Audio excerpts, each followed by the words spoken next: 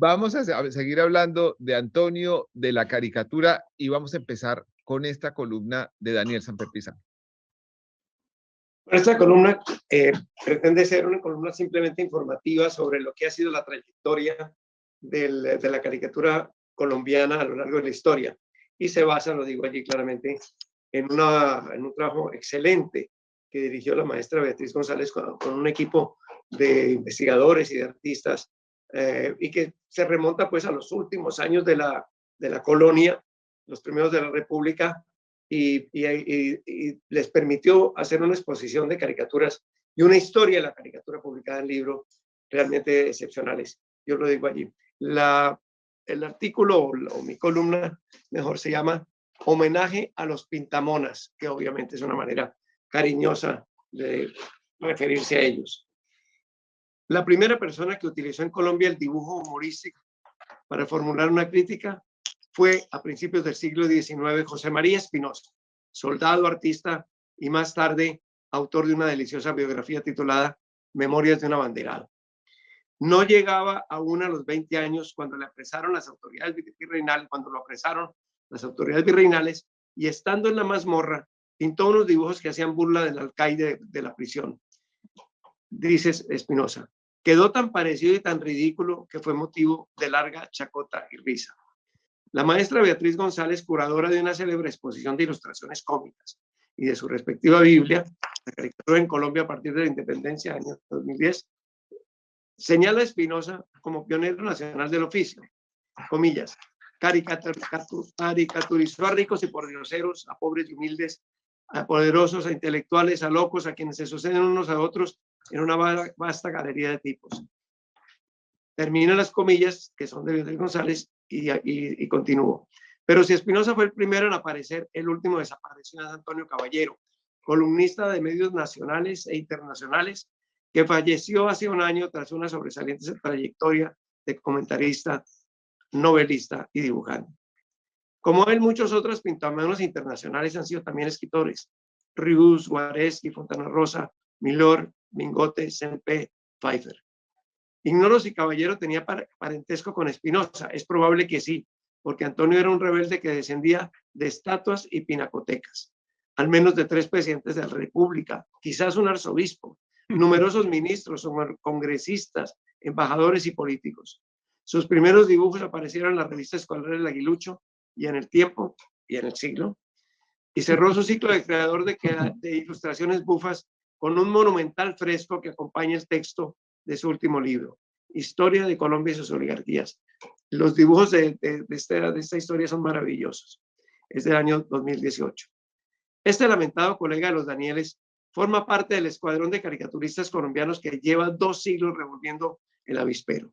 Muchos de ellos simpatizaban con algún líder o partido y repartían garrotazos de manera selectiva. Así pasaba en el enfrentamiento liberal conservador.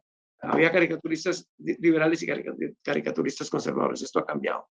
Desde hace unos 50 años, los ironistas de lápiz y pincel golpean sin reparar en banderas. Puyan y puyan donde los dejan.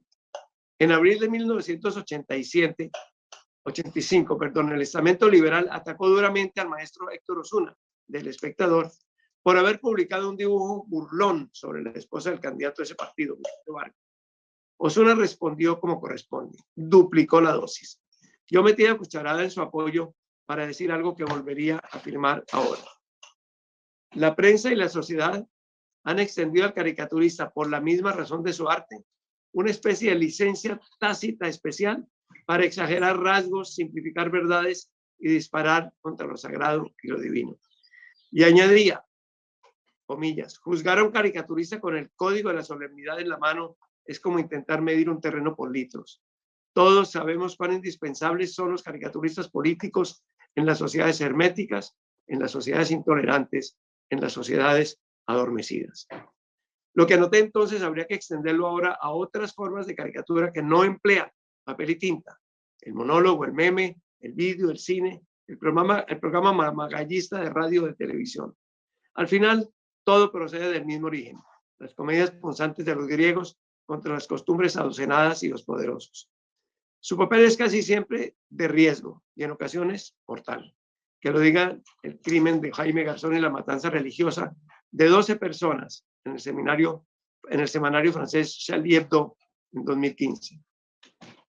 Si el ensayo es la ciencia de los matices, la caricatura es el arte del brochazo. El autor se expresa en pocas líneas y con escasas palabras o con ninguna. Siempre anda al ataque, espada en mano.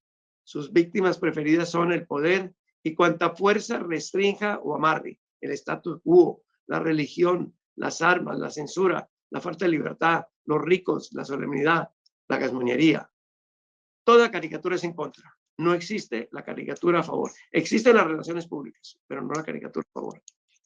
El humor, con ilustraciones o sin ellas, ha sido mordaz instrumento de lucha. Dice Beatriz González que en los tiempos de la bagatela de don Antonio Nariño ya eran recursos frecuentes, cito comillas, la alegoría, la parodia y la presencia de animales que prepararon la llegada de la risa. En homenaje a los caricaturistas colombianos escogí 15 nombres notables a los que es preciso sumar unos cuantos extranjeros, como el húngaro Peter Aldor, el francés Miguel Lemoyne y el español Carlos Casar de Molina.